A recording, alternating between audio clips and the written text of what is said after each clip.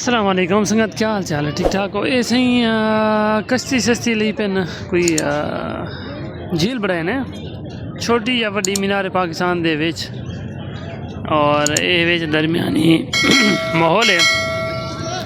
पानी देख सारा साफ है यार। सारी गवर्नमेंट दी माशाल्लाह सहूलियात इतनी हैं, चेक कर सकते हो कितना साफ पानी है। देखो क्योंकि कचरा तो है ही क्या ना, कचरा थोड़ी है, ये तो छापर उसे वो कचरा तो नहीं से सड़ सकते ना।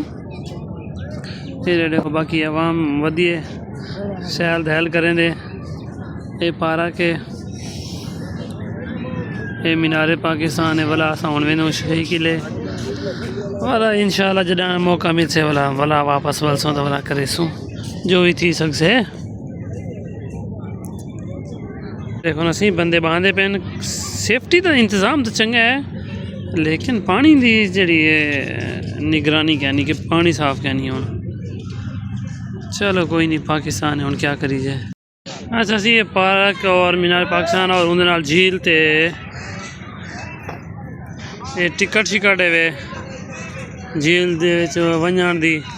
और इतना कोई नेशनल हिस्ट्री दसेंदे पेन।